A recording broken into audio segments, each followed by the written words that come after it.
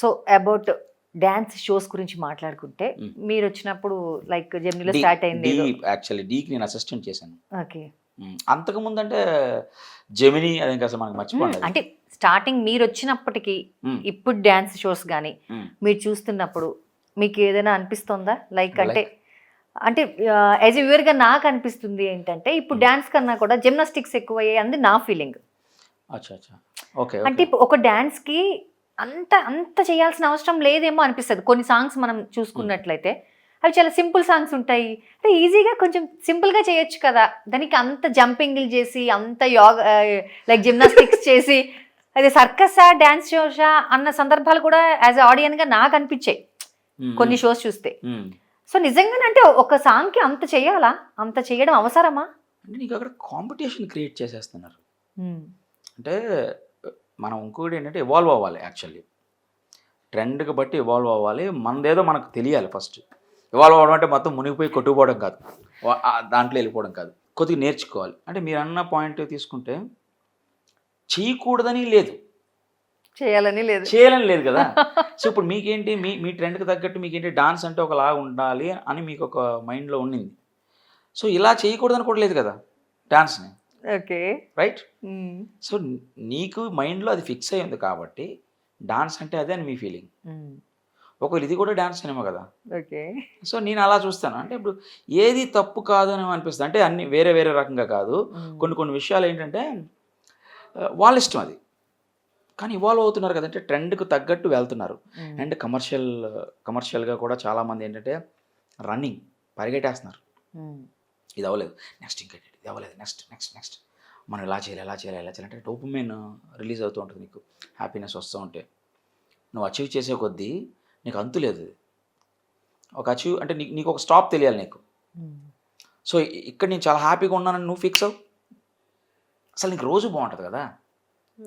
Right. అదే నేను ఇప్పుడు నేను యాంకర్ అవ్వాలి, యాంకర్ అయ్యి నేను సుమా అవ్వాలి, సుమా తర్వాత ఇంకొకటి ఎవడో హాలీవుడ్ అవ్వాలి, దీనికి అంతు లేదు కదా. అలాగే డాన్స్ షోస్ కూడా అంతే. నీకేంటంటే కాంపిటీషన్ క్రియేట్ చేస్తున్నారు అక్కడ. వావ్ ఫ్యాక్టర్ కావాలి. ఆ వావ్ ఫ్యాక్టర్ విషయంలో ఏం చేస్తారు, ఎవడో సుభాష్ బాగా చేసాడంటే అన్నాను, కానీ సుభాష్ కంటే బాగా చేయాలి డాన్స్ నేనని. ఆ ప్రాసెస్లో వాళ్ళు ఏంటంటే ఆ వావ్ ఫ్యాక్టర్ కోసం రకరకాల యాడ్ చేస్తారు. అలాగే జిమ్నాస్టిక్స్, ఇంకేమేమో పేర్లు. డాన్స్ అసలు అంటే లాంగ్వేజ్ తెలియకపోయినా కూడా సాంగ్ మీనింగ్ అయితే కంపల్సరీ తెలియాలా యాజ్ ఎ డాన్సర్? ఖచ్చితంగా తెలియాలి, అంతే కదా. సో ఇప్పుడు నువ్వు లిప్సింగ్ ఇవ్వట్లేదు అంటే నీకు సాంగ్ ఎంతవరకు మీనింగ్ తెలుసు అని అర్థం. తెలియట్లేదు. ఫేస్ ఎక్స్ప్రెషన్స్ తెలియాలి, సాంగ్ మీనింగ్ తెలియాలి. నీకు సాంగ్ మీనింగ్ తెలిసినప్పుడే నువ్వు ఎక్స్ప్రెషన్ ఇవ్వగలవు. కానీ వాళ్ళు ఇక్కడ వాళ్ళు కాదు యాక్చువల్లీ, వాళ్ళకి ఇంకేం తెలుస్తుంది. చందమామ రావే అన్నాం అనుకో, వాడు ఎగ్జాక్ట్లీ నేను చెప్పింది కూడా అలా అయిపోయిందండి. యాజ్ ఎ కొరియోగ్రాఫర్ గా మీకు అట్లాంటి సిచ్యువేషన్స్ చూసినప్పుడు ఏమనిపిస్తుంది అంటున్నాను నేను అడిగింది అది. అసలు ఇవాళ రేపు కొరియోగ్రఫీ అంటే ఏంటి చెప్పనా? కొరియోగ్రాఫర్ పెద్దగా బుర్ర చించుకోవాల్సిన అవసరం లేదండి. నాలాంటి చించేసుకుంటాడు, ఇలా చేయాలి ఏం లేదు. కరెక్ట్గా 4 స్టెప్పులు వస్తే కొరియోగ్రాఫర్ అంతే. ఎందుకంటే ఇంతకుముందు కొరియోగ్రఫీ అంటే కెమెరా గురించి తెలియాలి, దీని గురించి తెలియాలి, టెక్నికల్ నాలెడ్జ్ ఉండాలి, అవి ఉండాలి అన్నాడు. ఇప్పుడు మారిపోయింది. నీకు డాన్స్ వచ్చనుకోండి, కెమెరా చూసుకుంటాడు, వీడేం చించేసుకుని ఏం చేయాల్సిన అవసరంలా, అది పోతా ఉంది అలా బండి. అలాగే అంటే మారిపోయింది. ఇప్పుడు ఉన్న జనరేషన్ ఎలా ఉందంటే మారిపోయింది అట్లా. ఇప్పుడు జానీ ఉన్నాడు, జానీ మేమంతా ఇంచుమించు కొలీగ్స్, షోస్ చేసాము అప్పట్లో. తను చాలా వెరైటీగా డాన్స్, సడన్గా డాన్స్ చేస్తుండేవాడు, సడన్గా ఇంకోటి చేస్తుండేవాడు, ఏదో వెరైటీ ఆయన. కానీ నాకు మంచి ఫ్రెండ్, మిత్రుడు, రీసెంట్గానే కలిశాను మళ్ళీ. సో తన స్టైల్ కొరియోగ్రఫీ ఎలా అంటే ప్రభుదేవ దగ్గర నుంచి అడాప్ట్ చేసుకున్నాడు తన స్టైల్. దాంతో ఒక స్టైలు, ఆ రెండు మిక్స్ చేసి కొరియోగ్రఫీ చేస్తాను, దానికి సక్సెస్ వచ్చింది. శేఖర్ అన్నది ఒకటి నాకు బాగా నచ్చుతుంది. రఘు అని ఇంకొక అన్న ఉన్నారు, మాంటేజ్ అని స్పెషల్ చేస్తాడు, ఆయన కూడా నాకు బాగా ఫ్రెండ్, క్లోజ్ అన్న అని పిలుస్తూ ఉంటాం. స్టార్టింగ్లో బాగా ఎంకరేజ్ చేశారు వాళ్ళు. సో అలా కొంతమంది వాళ్ళు మాత్రం నాకు తెలిసి, ఇంకా మా వేరేలో అవుతుంది. సో మీరు ఇప్పుడు జానీ అన్నారు కాబట్టి, సో మీ మిత్రుల గురించి చాలా రూమర్స్ వినే ఉంటారు. అది రూమర్సా కాదా అని మాకైతే తెలీదు. మీరు చెప్పాలి, రూమరా లేకపోతే నిజమా అది? అది మాకు తెలీదు, నాకేం జానీ మాస్టర్ ఫ్రెండ్ కాదు. చెప్పండి. సో అవతల పర్సన్ కూడా నాకు ఫ్రెండ్ కాదు కాబట్టి నాకేమీ తెలీదు. యాజ్ ఎ ఆడియన్ గా మాత్రమే నేను ఈ ప్రశ్న అడుగుతున్నాను. సో అంటే మీరు దగ్గరుండి ట్రావెల్ చేశాను అన్నారు కాబట్టి, సో నిజమా అంటారా అది జానీ రీసెంట్ గా జరిగిన ఇష్యూ? అది నిజమనే ఏమైనా మీకు అనిపించిందా? నిజమా కాదనేది మళ్ళీ ఇంకో టాపిక్, ఇక్కడ మళ్ళీ ఇంకో క్వశ్చన్ వస్తుంది. ఇప్పుడు ఏంటి వర్మగారి దగ్గరికి వెళ్తున్నా ఇలా మాట్లాడుతున్నాను అనుకోవద్దు. నేను ఇంతే, నేను అలాగే నేచరు. నేనేమంటున్నానంటే వాళ్ళిద్దరికి మాత్రం ఇప్పుడు సమంత నాగ చైతన్య అనుకోండి, ఒకవేళ వీళ్ళిద్దరు విడిపోయిన సంగతి ప్రపంచం మొత్తం రాస్తుంది, సోషల్ మీడియా కావచ్చు, వాళ్ళు కానీ పటపటో ఏమో రాస్తున్నాడు. కానీ వీళ్ళిద్దరికీ తెలుసు ఏం జరిగింది అన్నది. అది మనకు తెలియదుగా. నీ ఇష్టం వచ్చినట్టు నువ్వు రాస్తావు, నీ ఇష్టం వచ్చినట్టు నువ్వు రాస్తావు. అలాగే జానీ ఫ్యామిలీకి అమ్మాయికి మధ్యలో ఏం జరిగింది అన్నది వాళ్ళకి మాత్రమే తెలుసు. దీన్ని ఊహాగానాలు ఇష్టం వచ్చినట్టు ఆ అమ్మాయి ఇదని ఈ అమ్మాయి ఇదని. ఇప్పుడు ఫ్యాక్ట్ ఏంటి మనం చూస్తుంటే న్యాచురల్గా మనం అబ్జర్వ్ చేస్తే ఏంటి, 5 ఏళ్ళు బట్టి 8 ఏళ్ళు బట్టి ఆ అమ్మాయి తన దగ్గర అసిస్టెంట్గా చేస్తుంది. Is a good choreographer. Telugu ఇండస్ట్రీకి ఒక గౌరవం తీసుకొచ్చాడు యాక్చువల్లీ. అంటే ఇంతకుముందు అంతా చెన్నై మాస్టర్సే ఉండేవారు.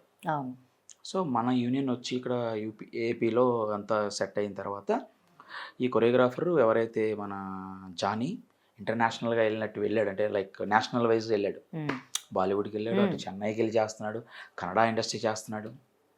మనం ఏంటంటే అప్రిషియేట్ చేయాలి ఈ విషయాన్ని ఫస్ట్.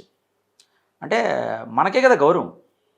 యాక్చువల్గా చెప్పాలంటే మా డాన్సర్స్కి గౌరవం, మాస్టర్లకు గౌరవం, అంతే కదా, అప్రిషియేట్ చేయాలి. అలాగే ఇతను పర్సనల్ విషయానికి వచ్చేటప్పటికి 5 ఏళ్ళు 6 ఏళ్ళు బట్టి ఆ అమ్మాయి తనతో ట్రావెల్ అవుతుంది. అది ఏం ట్రావెల్ అనేది మనకు తెలియదు. పర్సనల్గా సడన్గా ఒక కేసు పెట్టేసింది ఆ అమ్మాయి. నాకు నిజంగా తెలియక అడుగుతాను, ఎక్కడో చిన్నప్పుడు ఊర్లో ఉంటామండి, నువ్వు ఇంటరు నేను లేదంటే 10th ఏదో చదువుతాం, అలా అనుకో. అప్పుడు పెళ్ళిళ్ళు అవ్వలేదు, ఏమవ్వలేదు, ఏదో సమ్ లవ్ స్టోరీ జరిగింది, పెళ్ళిళ్ళు అయిపోయి తర్వాత అప్పుడు ఏదో కలిసాం, అన్నీ అయినాయి. ఓకే, మీరు పోయి ఆఫ్టర్ మ్యారేజ్ మీరు పెళ్లి చేసుకున్నాం, లేకపోతే ఇంకోటో, లేకపోతే నేను పెళ్లి చేసుకున్నాం, ఇంకో విషయం అయిపోయిన తర్వాత ఒక 10 ఏళ్ళ తర్వాత వచ్చి కేసు పెడితే అదేం రూల్ నాకు అర్థం కాల. అంటే వీళ్ళిద్దరు సేమ్ ఏజ్ గ్రూప్ కాదు కదా. సేమ్ ఏజ్ గ్రూప్ కాకపోయినా 5 years 6 years ముందు అయిపోయిందండి. ఆ తర్వాత నువ్వు ఏజ్ మైనర్ నుంచి మేజర్ అయిన కొన్ని సంవత్సరాలకి నువ్వు ఆ కేసు పెట్టడం ఏంటి? గతం అయిపోయింది కదా, నువ్వు ట్రావెల్ అయిపోయి మూవ్ ఆన్ అయిపోయావు. అంటే నువ్వు దాన్ని తీసుకొచ్చి ఇప్పటికి ఇక్కడికి కదా. నీ పర్సనల్గా ఏమన్నా ఉంటే ఆయనతో కదా డిస్కస్ చేసుకోవాలి. నాకు తెలిసి నేనేమనుకుంటున్నానంటే ఇన్ఫ్లుయెన్స్ అయిందేమో అనుకుంటున్నా అమ్మాయి, మేబీ. కానీ ఇంకోటి బాధ అనిపించింది ఏంటంటే అవార్డు వెనక్కి తీసుకోవడం ఏదో అన్నారు. అవును, అరే పర్సనల్ విషయం వేరు, ఈ వర్క్ విషయం వేరు, అంటే ప్రొఫెషన్ వేరు కదండి. అవును, అదైతే కొంచెం బాధాకరమైన సంఘటన. కష్టపడి నువ్వు కష్టపడి పని చేసిన దానికి లోపల ఇంట్లో జరిగిన విషయానికి సంబంధం లేదు కదా. సో నేను ఆ విషయంలో అయితే ఏం జరిగిందో తెలియదు. కానీ ఇండస్ట్రీ కూడా జానీ మాస్టర్కి సపోర్ట్ చేయలేదు. ఏమండాలా అది నాకైతే తెలీదు. ఇప్పుడు ఎవడైనా ఏం చేయాలంటే పరిగెత్తే గుర్రం మీద డబ్బులు వేస్తారు, కాస్తారు. ఆ గుర్రం కుంటుదైంది అనుకో, ఆయింట్మెంట్ రాసేటోడు కూడా ఉండడు దానికి. అంటే రేస్లో ఉన్నప్పుడే మనం ఏదైనా సరే అంత జాలి చూపించి ఇండస్ట్రీ సపోర్ట్ ఇచ్చేసి అలా ఉండదు. కొంతమంది మాత్రమే డేర్, లైక్ ఆర్జీవి లాంటి వాడు, ఎప్పుడు ఐ డోంట్ కేర్ అనుకుని చెప్పి ఆయన ఏం చేస్తాడంటే వీళ్ళు మాట్లాడతాడు. అసలు ధైర్యం ఏమి ఉండదు జనాలకి సరిగ్గా. ధైర్యం అంటే ఏంటంటే నువ్వు ఉన్నది ఉన్నట్టు చెప్పడమే కదా. ఇండస్ట్రీలో ఉన్నది ఉన్నట్టు అలా అంటే ఇప్పుడు ఒకటి చెప్పామనుకోండి, వాడు నాకు ఛాన్స్ ఇస్తాడో లేదు డౌట్. ఇప్పుడు అదే కదా, ఇప్పుడు ఏదో మనం ఇంకో పని చేస్తున్నాం అనుకోండి, ఆడికి చెప్పడం ఎందుకు, ఆడికి ఏం క్లాష్ అవుతుందో అర్థం కాదు కదా. సో అందరూ ఏంటంటే ఒక డ్రామాలో ఉంటున్నారు. సో మనం దాన్ని ఎక్కువ పట్టించుకుంటుంటే మనం కూడా అదే డ్రామాలోకి వెళ్ళిపోతాం అంతే. అందుకనే ఈ మధ్య నేర్చుకున్నది ఏంటంటే మనకంటూ లైఫ్ ఉంది, అది మనం డిజైన్ చేసుకోవాలి, మనం చక్కగా ముందుకు వెళ్ళిపోవాలి అన్నదే నేర్చుకున్నాం. చాలా నేను కోపం ఎక్కువ నాకు యాక్చువల్లీ, కోపం చాలా కోపం ఉండేది.